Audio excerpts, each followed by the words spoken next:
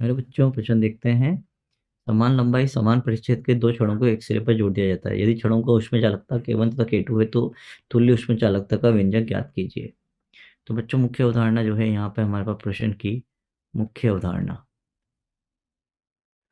क्या है? मुख्य अवधारणा ठोसों ठोसों का ठोसों का ऊष्मीय ठोसों का संयोजन समांतर क्रम संयोजन है ना। ठोसों का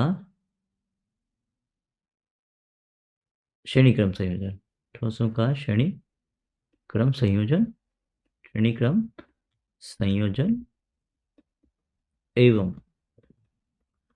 चालन द्वारा ऊष्मा प्रवाह चालन द्वारा ऊष्मीय प्रवाह ऊष्मीय प्रवाह।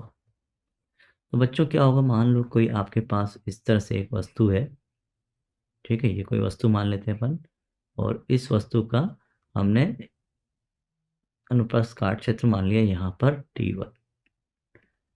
ये ए अनुप्रस्थ काट क्षेत्र है और इसकी लंबाई हुई L और इसका चालकता गुणांक हो गया K।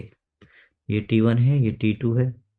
तो बच्चों अगर देखें मैं यहाँ सबसे पहले तो जो ऊष्मीय धारा प्रवाह होगी HC, तो जो ऊष्मीय धारा प्रवाह होगी ऊष्मीय धारा प्रवाह वो कितना हो जाएगा आपका?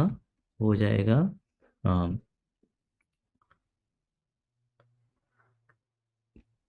K A/L गुणा डेल टी, या इसको मैं ऐसे लिख सकता हूँ, या ऊष्मीय प्रवाह HC, इसको हम HC भी लिखते हैं, HC बराबर डेल टी बटा L बटा K।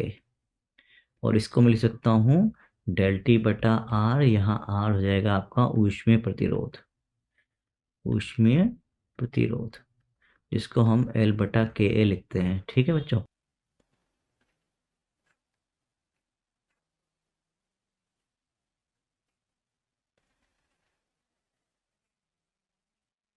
तो अपने दोस्तों को परस्पर जोड़ दिया मान लेते हैं।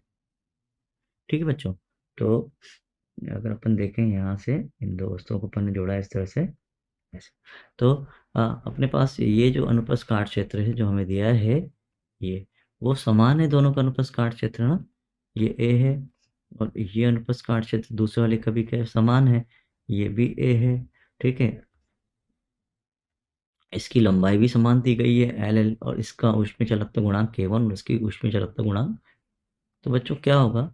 ये एक तुल्य वस्तु बन जाएगी, एक वस्तु के समतुल्य मान लेते हैं इसको हम। ठीक है ना। ये अगर एक वस्तु के समतुल्य आपने मान लिया तो ये हो गया इसका के इक्विवेलेंट। इसका अनुप्रस्थ काट क्षेत्र अभी भी वही ए है, इसकी लंबाई अभी भी एल है। ठीक है। अब अगर अपन देखें तो यहाँ इसका प्रतिरोध R1 था, ऊष्मीय प्रतिरोध। इसका ऊष्मीय प्रतिरोध क्या था? R2 था। चूंकि क्रम श्रेणी क्रम संयोजन है, क्रम श्रेणी क्रम संयोजन है, संयोजन अतः जो R इक्विवेलेंट होगा वो R1 प्लस R2 होगा। और R इक्विवेलेंट क्या लिख सकते हो आप? L इक्विवेलेंट बटा K1 plus sorry R equivalent बटा K इक्विवेलेंट इंटू गुणा A, K इक्विवेलेंट गुणा A बराबर ये हो गया L1 बटा K1 गुणा A प्लस L2 बटा K2 गुणा A। बच्चों L1 बराबर तो क्या है? L2 है, तो L इक्विवेलेंट तो आपका 2L बन जाएगा। तो जब हम इसको हल करेंगे तो ये K इक्विवेलेंट आ जाएगा 2K1 K2 बटा K1 प्लस K2। तो ये बच्चों आपका अंतिम उत्तर होगा और मैं आशा करता हूँ आपको समझ में आया हो। धन्यवाद।